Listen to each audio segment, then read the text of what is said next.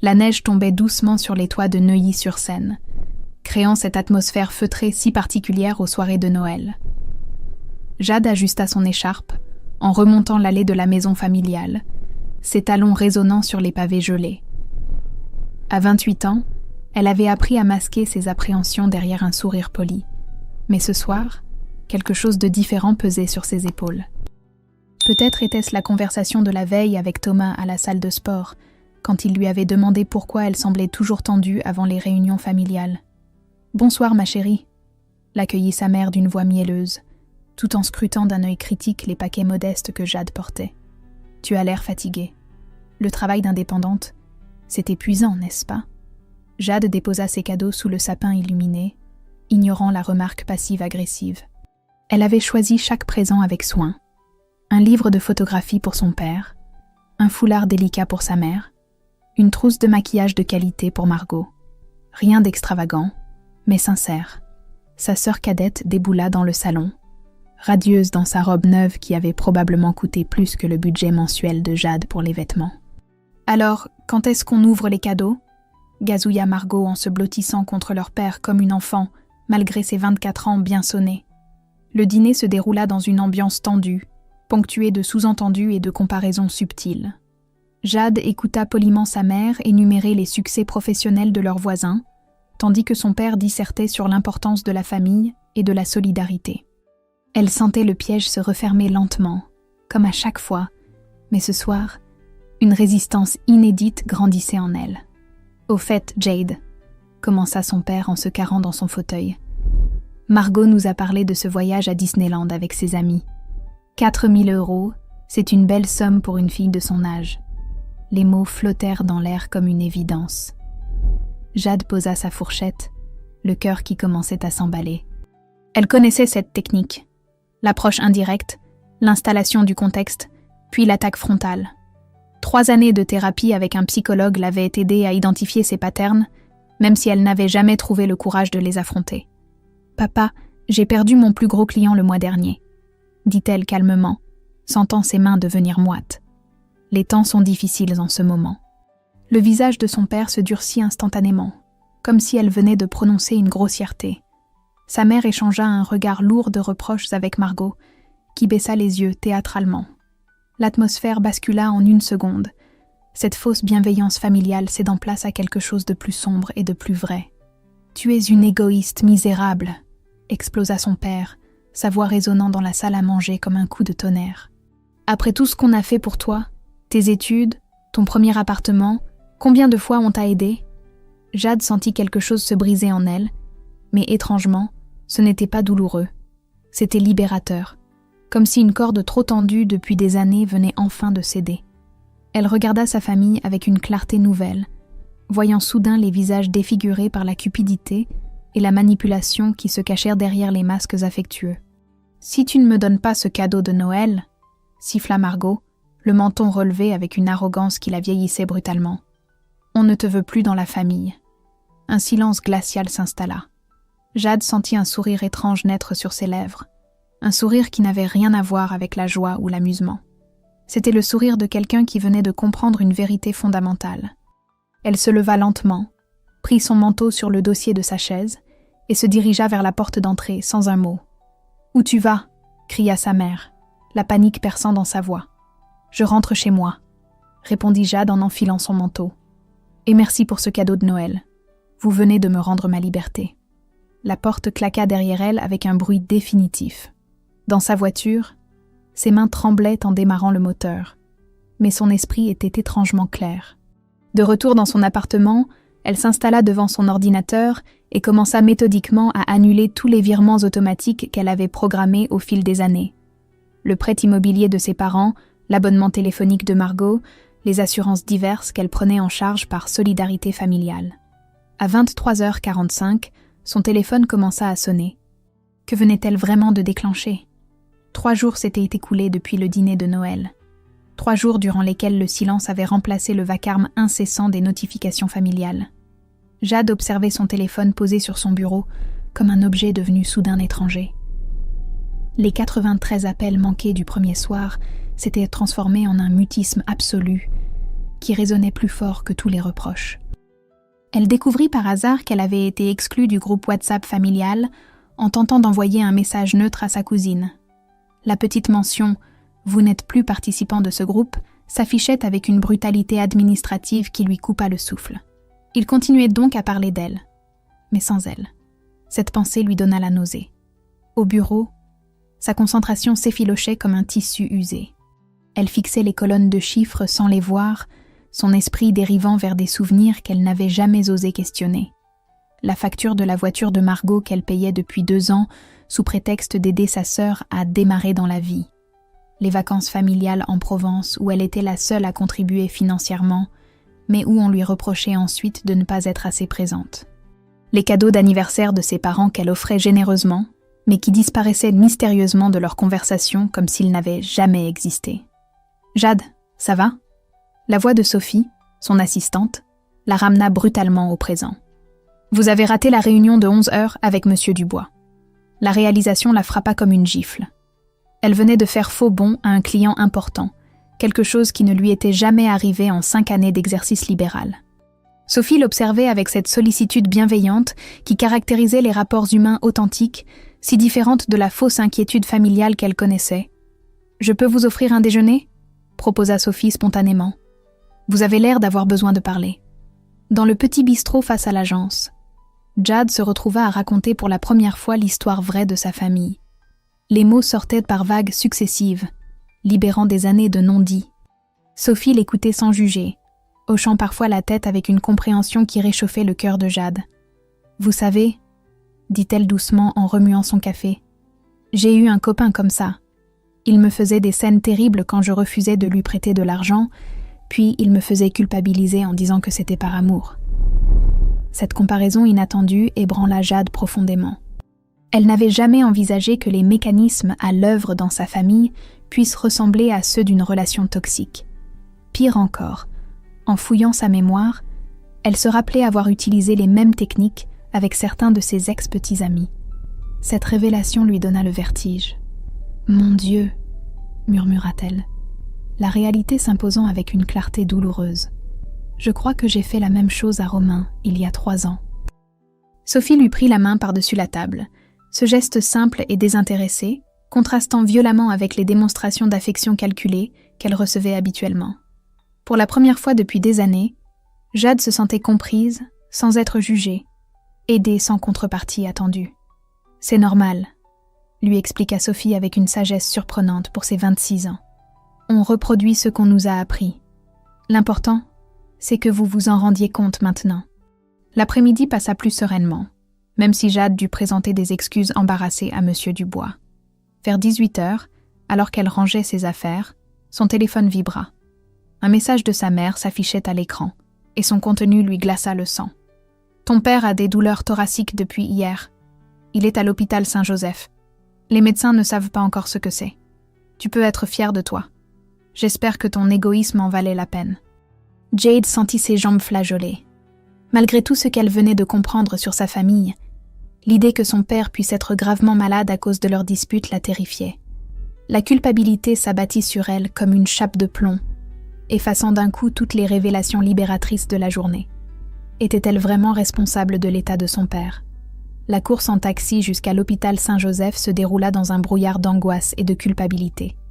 Jade serrait son sac contre elle, le cœur battant la chamade, tandis que les lumières de Paris défilaient derrière les vitres embuées. Comment avait-elle pu être aussi égoïste ?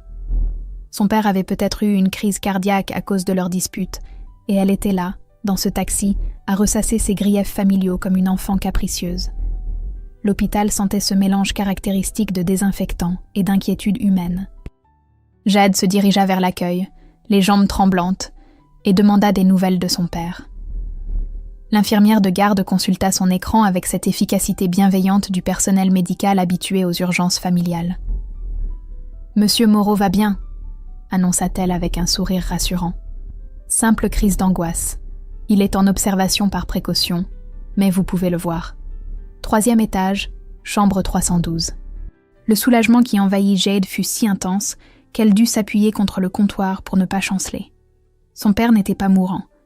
Il n'avait pas eu d'infarctus.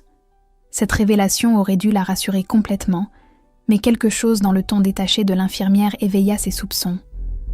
Une crise d'angoisse un jour après leur dispute. Était-ce vraiment une coïncidence? L'ascenseur l'emmena lentement vers le 3e étage, chaque étage franchi renforçant son appréhension. Quand les portes s'ouvrirent, elle aperçut Thomas au bout du couloir, sortant d'une chambre avec un bouquet de fleurs fanées à la main. Leurs regards se croisèrent pendant une seconde, chargés de compréhension mutuelle. Il lui adressa un petit signe de la main, accompagné d'un sourire compatissant, avant de disparaître dans un autre ascenseur. Cette vision fugace d'un visage bienveillant lui redonna un peu de courage. La chambre 312 bourdonnait de conversations à voix basse.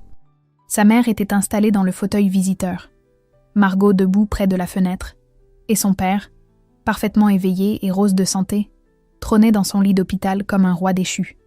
L'accueil fut glacial. 3 paires d'yeux se tournèrent vers elle avec une hostilité palpable qui la figea sur le seuil. « Ah, voilà notre égoïste national », lança son père d'une voix parfaitement claire, pour quelqu'un qui était supposé avoir frôlé la mort quelques heures plus tôt. Jade s'approcha prudemment, cherchant sur le visage paternel les traces de la souffrance décrite dans le message de sa mère. Elle ne vit qu'un homme en parfaite santé, légèrement dramatique, qui jouait la comédie de l'invalide avec un talent consommé. Sa mère évitait soigneusement son regard, tandis que Margot affichait cette moue boudeuse qu'elle maîtrisait depuis l'adolescence. « Comment ça va, papa ?» demanda-t-elle doucement, s'installant sur la chaise de plastique inconfortable réservée aux visiteurs. « Comment ça va ?» répéta sa mère d'un ton indigné. « Il a passé la nuit aux urgences à cause de ton comportement scandaleux. Les médecins disent que c'est le stress de cette histoire absurde qui l'a rendu malade. » Quelque chose dans cette mise en scène parfaitement orchestrée alerta l'instinct de Jade. Elle décida de sortir chercher un café pour réfléchir, mais en passant devant la salle d'attente, elle entendit la voix de sa mère filtrer à travers la cloison mal isolée. Ce qu'elle surprit lui glaça le sang. « Je pense qu'on tient le bon bout avec cette histoire d'hôpital », disait sa mère à mi-voix. Elle culpabilise déjà. Si on insiste un peu sur la gravité de son état, elle va craquer et reprendre les virements. « Tu crois qu'elle va marcher ?» répondait la voix de son père, parfaitement alerte et nullement affaiblie. « Bien sûr, tu la connais.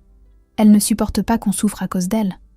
On pourrait même dire aux médecins d'exagérer un peu le diagnostic, histoire qu'elle comprenne bien les conséquences de ses actes. » Jade sentit le sol se dérober sous ses pieds. Ils étaient en train de planifier sa manipulation avec la froideur de stratège militaire. Même la maladie, même la peur de la mort, tout était bon pour la faire plier. Cette révélation acheva de briser les derniers liens d'affection qui la rattachaient encore à sa famille. Elle retourna dans la chambre avec un calme olympien qui surprit tout le monde. Son père la regarda avec cette expression de chien battu qu'il maîtrisait si bien, mais cette fois, le masque ne prenait plus. Jade voyait enfin le manipulateur derrière le père aimant, l'acteur derrière le malade. « Papa, » dit-elle d'une voix d'une douceur terrible, « je suis soulagée de voir que tu vas bien.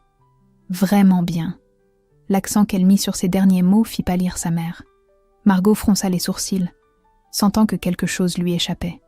Son père tenta une dernière manœuvre, portant la main à sa poitrine avec une grimace théâtrale. « J'ai encore des douleurs, » gémit-il faiblement. « Je n'en doute pas, » répondit Jade en se levant. « Prends soin de toi. Et la prochaine fois que vous planifierez ma culpabilisation, vérifiez que les cloisons sont bien isolées. » Elle sortit de la chambre sans se retourner, laissant derrière elle un silence de mort. Dans l'ascenseur qui la ramenait vers le monde réel, elle se sentit enfin libre de toute culpabilité. Mais qu'allait-il inventer maintenant pour la récupérer ? 15 jours s'étaient écoulés depuis la mascarade de l'hôpital. 15 jours durant lesquels Jade avait appris à vivre dans un silence familial qui n'était plus pesant, mais libérateur. Elle découvrait avec étonnement qu'elle dormait mieux, que ses migraines chroniques avaient disparu, et que le nœud permanent qu'elle portait à l'estomac depuis des années s'était progressivement dénoué. Les conséquences professionnelles, elles, se révélaient plus douloureuses que prévu. Monsieur Dubois avait finalement rompu leur contrat, invoquant des raisons personnelles, après avoir reçu un appel mystérieux qui l'avait visiblement troublé. Madame Petit, sa cliente de longue date, avait également pris ses distances en évoquant des rumeurs inquiétantes sur sa stabilité mentale. Jade n'eut aucun mal à identifier la source de ces campagnes de déstabilisation. « Votre père a vraiment fait ça ?» s'indigna Sophie en découvrant la situation. « Mais c'est de la diffamation pure et simple. »« C'est aussi très malin, » répondit Jade avec un détachement qui la surprenait elle-même. « Il sait que je ne porterai jamais plainte contre mon propre père. Et il espère que les difficultés financières me ramèneront dans le rang. » Face à cette offensive, Jade prit une décision qui l'étonna par sa radicalité. Elle déménagea dans un studio de 35 mètres carrés à Levallois-Perret, échangeant son confortable appartement de Neuilly contre un espace minuscule, mais qui lui appartenait entièrement. Chaque carton qu'elle portait dans l'escalier étroit représentait un lien rompu avec son ancienne vie, un pas de plus vers une autonomie qu'elle n'avait jamais vraiment connue. C'est Thomas qui l'aida à porter le dernier carton, celui contenant ses livres de comptabilité et ses diplômes. Ils avaient commencé à se croiser plus souvent depuis l'incident de l'hôpital, d'abord par hasard, puis de manière plus intentionnelle. Leurs conversations après l'entraînement à la salle de sport étaient devenues un rituel réconfortant, une parenthèse de normalité dans le chaos de sa reconstruction. « Tu sais ce qui me frappe le plus chez toi ?» lui dit Thomas en posant le carton dans le salon minuscule. « Tu n'as jamais une seule fois cherché à apitoyer qui que ce soit sur ton sort. » Cette observation surprit Jade. Elle n'avait jamais considéré son attitude sous cet angle, mais Thomas avait raison. Contrairement à sa famille qui dramatisait le moindre désagrément, elle avait choisi de traverser cette épreuve en silence, sans plainte ni récrimination publique. « J'en ai assez des drames », avoua-t-elle en préparant 2 cafés dans sa cuisine lilliputienne. « J'ai grandi dans une maison où tout était toujours urgent, dramatique, insupportable. Je crois que j'ai envie de simplicité maintenant. » Thomas la regardait avec cette attention bienveillante qu'elle apprenait à apprécier. Il traversait lui-même une période difficile, son divorce étant enfin prononcé après 2 années de procédures pénibles. Cette vulnérabilité partagée, sans apitoiement ni compétition victimaire, créait entre eux une complicité inhabituelle. Les semaines qui suivirent furent marquées par un acharnement au travail qui impressionna même Sophie. Jade accepta tous les petits contrats qui se présentaient, travaillant parfois 14 heures par jour pour reconstruire sa réputation ternie. Elle découvrit qu'en l'absence des sollicitations familiales constantes, sa capacité de concentration décuplait. Ses analyses devenaient plus pointues, ses conseils plus pertinents. Un matin, elle prit une décision qui lui semblait nécessaire pour sa reconstruction morale. Elle composa le numéro de Romain, son ex-petit ami avec qui elle avait rompu 3 ans plus tôt dans des circonstances qu'elle préférait oublier. La conversation fut brève, mais libératrice. « Romain, c'est Jade. Je t'appelle pour te présenter mes excuses. Je me rends compte que j'ai utilisé des méthodes de chantage affectif avec toi, et je voulais que tu saches que j'en suis désolée. » Le silence qui suivit fut si long qu'elle crut qu'il avait raccroché. Quand il reprit la parole, sa voix était empreinte d'une surprise genuine. « Tu sais, Jade, ça me fait du bien de t'entendre dire ça. J'ai mis longtemps à comprendre ce qui s'était passé entre nous. Merci d'avoir eu le courage de m'appeler. » En raccrochant, Jade sentit un poids immense s'envoler de ses épaules. Elle commençait à comprendre que la liberté véritable ne consistait pas seulement à s'affranchir de la toxicité des autres, mais aussi à assumer la sienne propre. Ce soir-là, Thomas frappa à sa porte avec 2 portions de sushi et une proposition inattendue. « J'aimerais t'inviter à dîner, » dit-il en souriant, « mais pas par pitié, par plaisir. » Comment cette invitation allait-elle changer sa nouvelle vie ? Les semaines s'écoulaient avec une douceur inattendue dans le petit studio de Jade. Thomas était devenu une présence rassurante, leur dîner partagé évoluant naturellement d'un réconfort mutuel vers quelque chose de plus profond. Ils cuisinaient ensemble, parlaient de tout et de rien, découvrant cette complicité rare qui naît de l'échange véritable plutôt que du besoin. « J'aime cette version de moi », confia Jade un soir, en regardant Thomas préparer des pâtes dans sa minuscule cuisine. Celle qui n'a pas peur de manquer d'argent pour faire plaisir aux autres. Thomas leva les yeux de sa sauce tomate, un sourire tendre aux lèvres.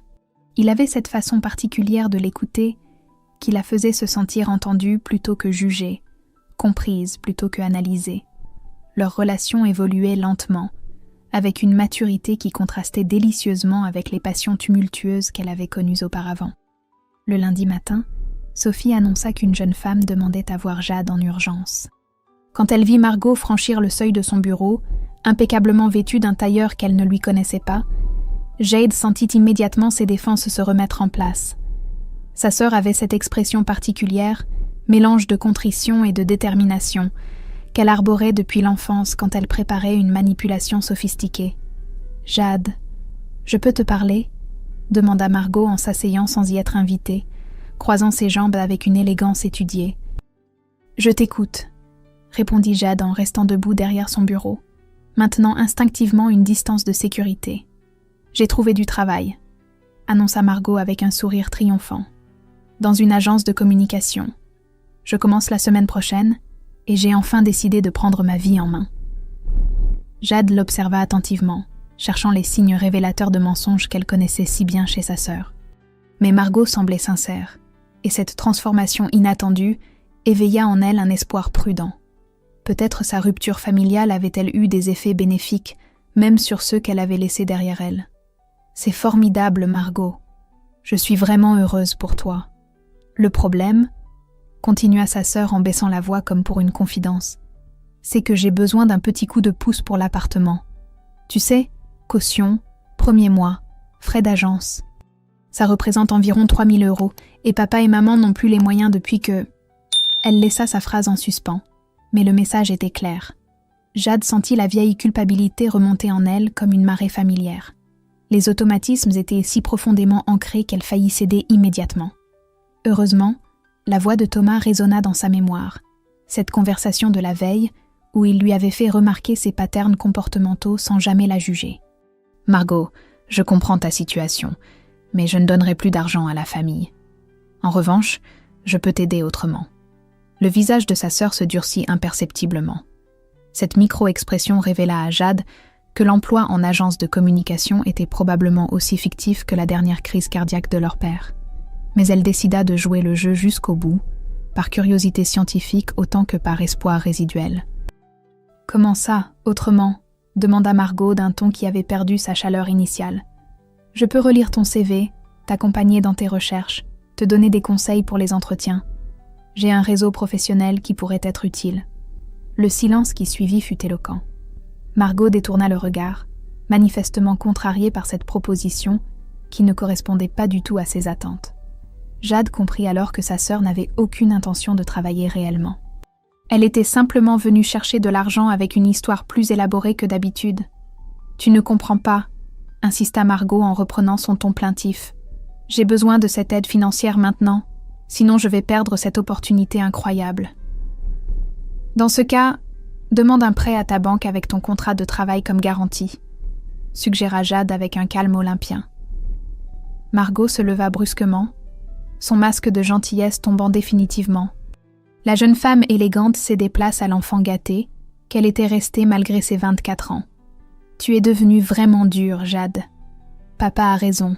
Tu n'es plus la même depuis que tu fréquentes ce type louche de ta salle de sport. » Cette allusion à Thomas fit l'effet d'une gifle.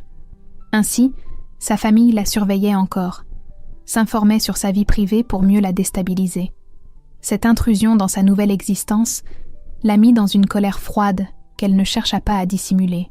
« Margot, cette conversation est terminée, et la prochaine fois que vous voulez discuter de ma vie privée en famille, ayez au moins la courtoisie de m'inviter. » Sa sœur quitta le bureau en claquant la porte, non sans lui lancer un dernier regard venimeux. En la regardant s'éloigner par la fenêtre, Jade réalisa qu'elle venait de franchir une étape supplémentaire dans sa libération. Mais combien de temps sa famille allait-elle encore tenter de la récupérer ? Avril avait apporté avec lui une douceur printanière qui transformait Paris en une toile impressionniste.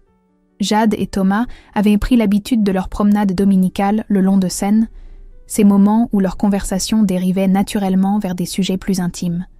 6 mois s'étaient écoulés depuis leur première rencontre dans l'ascenseur de l'hôpital. 6 mois de construction patiente d'une relation qui défiait tous les schémas que Jade avait connus auparavant. « Tu sais ce que j'apprécie le plus chez toi ?» lui dit Thomas ce dimanche-là, s'arrêtant près du pont Neuf pour la regarder dans les yeux. « Tu ne me demandes jamais rien. C'est la première fois que je vis ça. » Cette observation toucha Jade en plein cœur.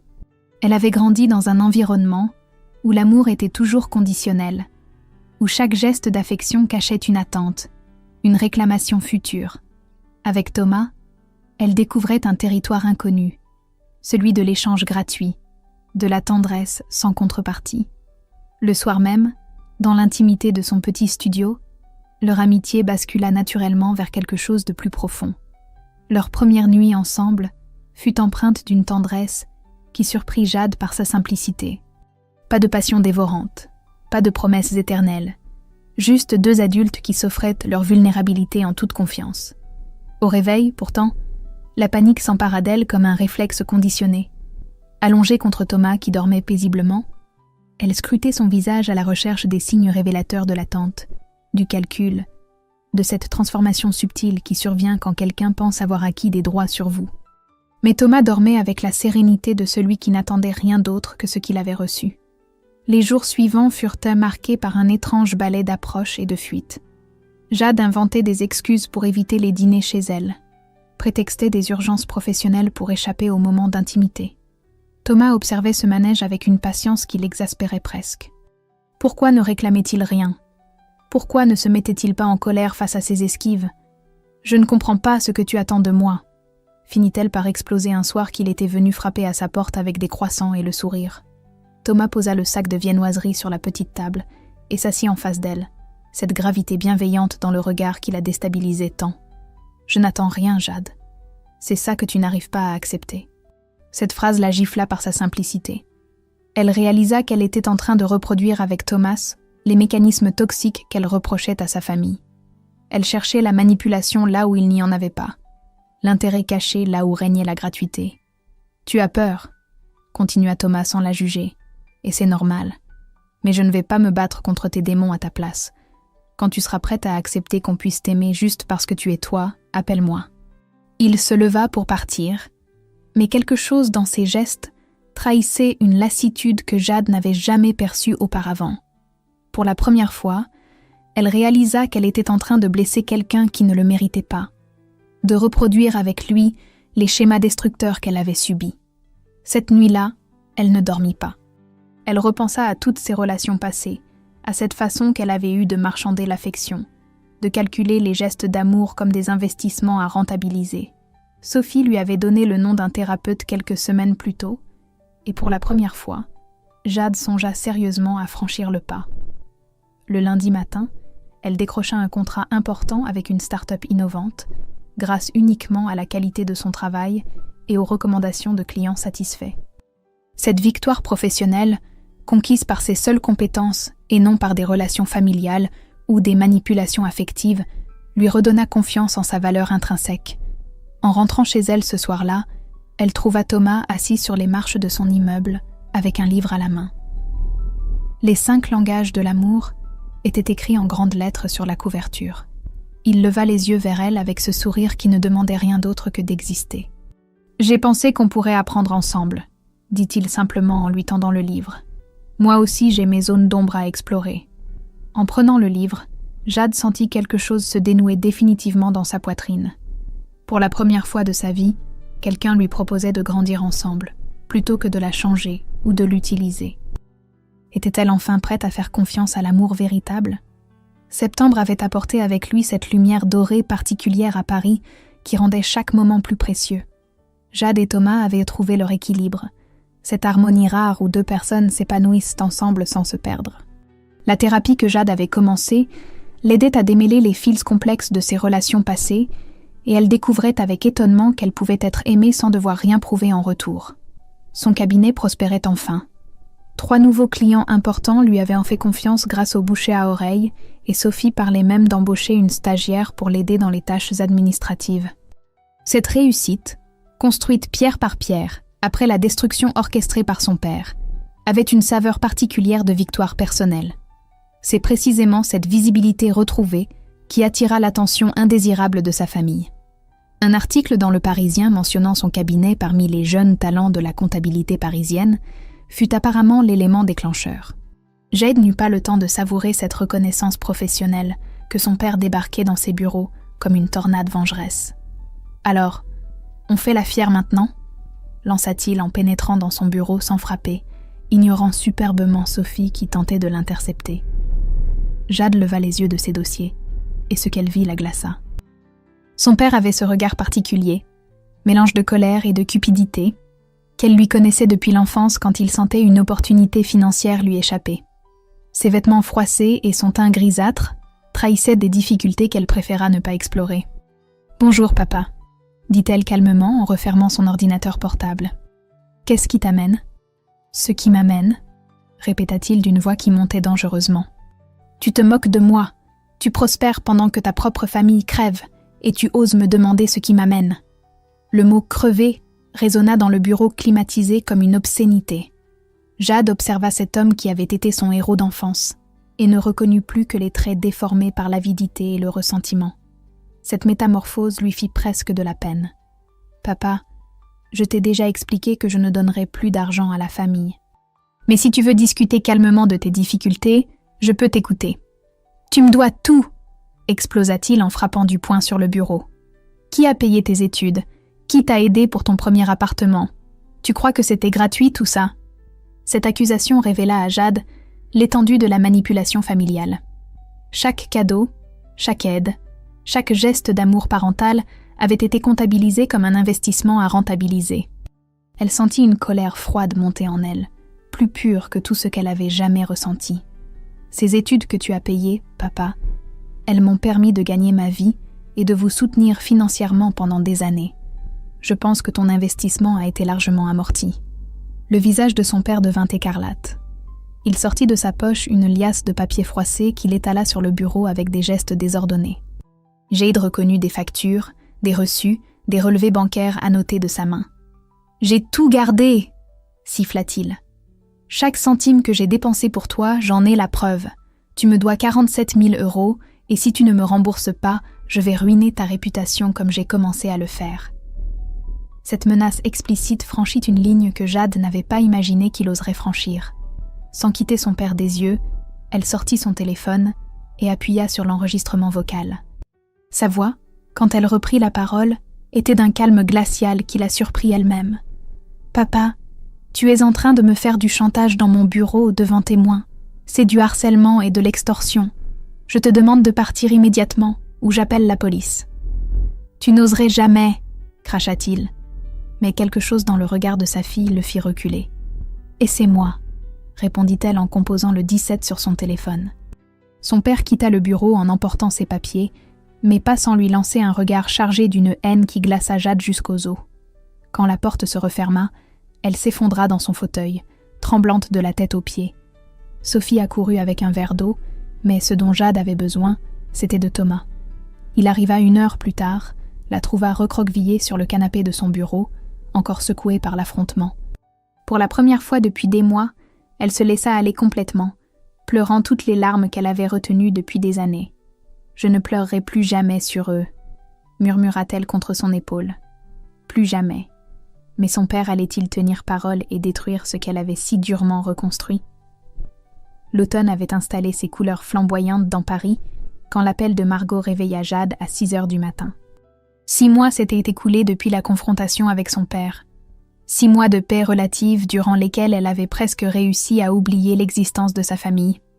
Thomas dormait paisiblement à côté d'elle, dans le petit appartement qu'il partageait maintenant officiellement. « Jade, il faut que tu viennes tout de suite », sanglotait Margot au téléphone. « Maman est à l'hôpital. Elle a un cancer. Les médecins disent que c'est grave. » Le sang de Jade ne fit qu'un tour.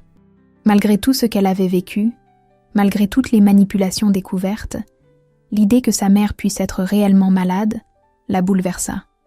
Thomas ouvrit les yeux, immédiatement alerte en voyant son expression. « Quel hôpital ?» demanda-t-elle en attrapant déjà ses vêtements.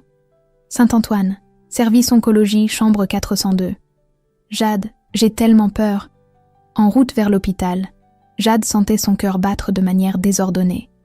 Thomas conduisait en silence, respectant son besoin de réflexion.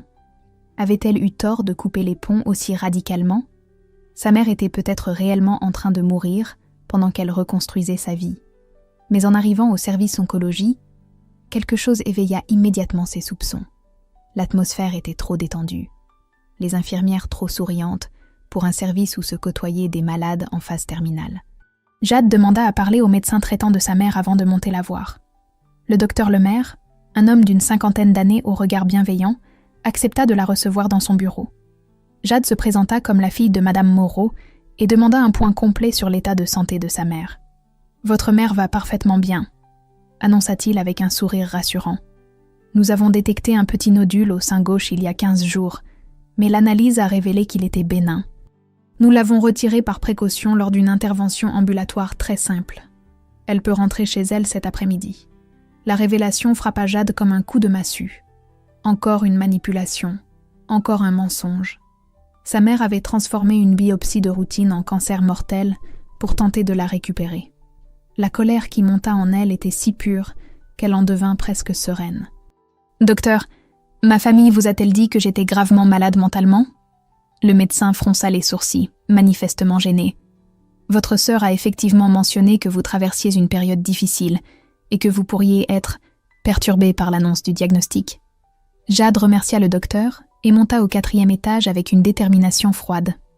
Elle trouva sa mère installée confortablement dans son lit, en grande conversation avec Margot et une infirmière.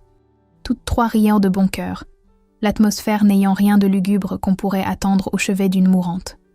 En voyant Jade, sa mère adopta instantanément une expression de souffrance théâtrale, qui aurait été comique si elle n'avait pas été si révoltante.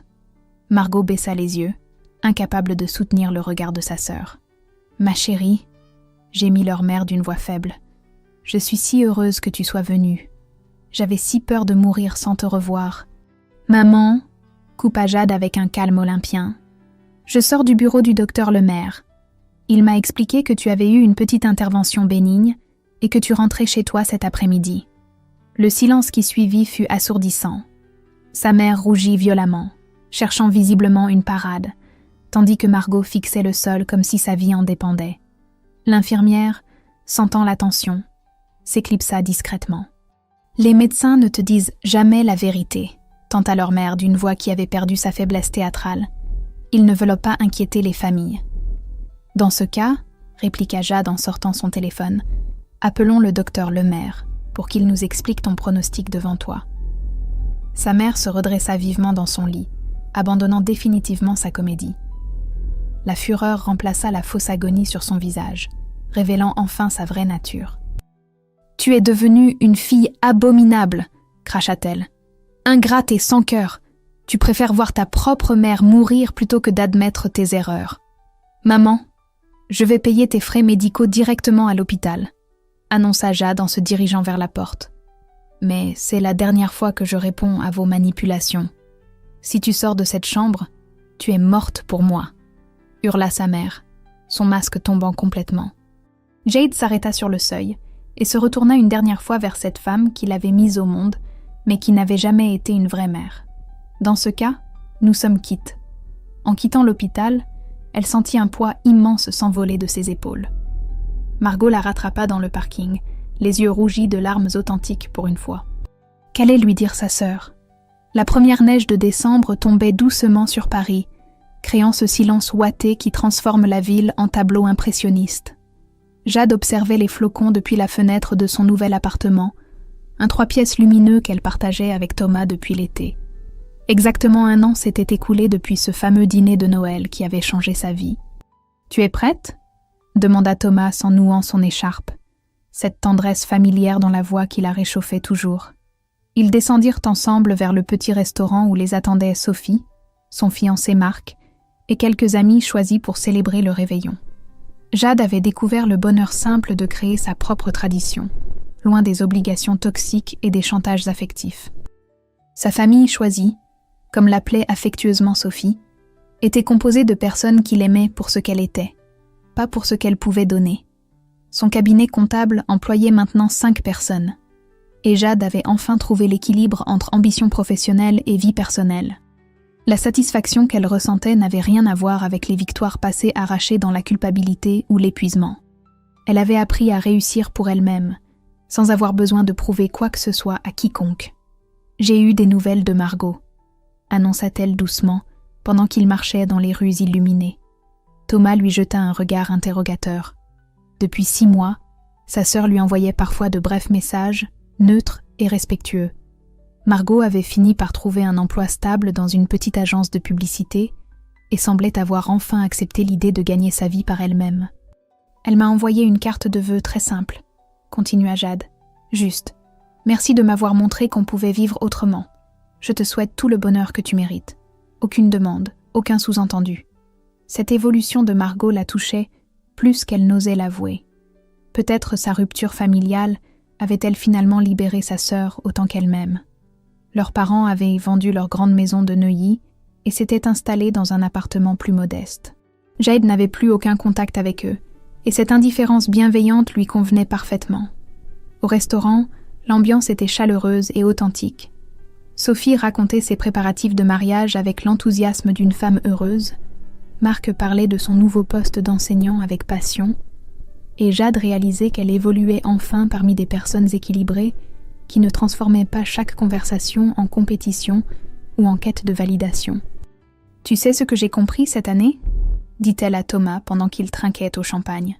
« On peut choisir sa famille, et c'est même parfois nécessaire pour survivre. » Thomas lui prit la main par-dessus la table, ce geste simple qui contenait toute leur histoire commune.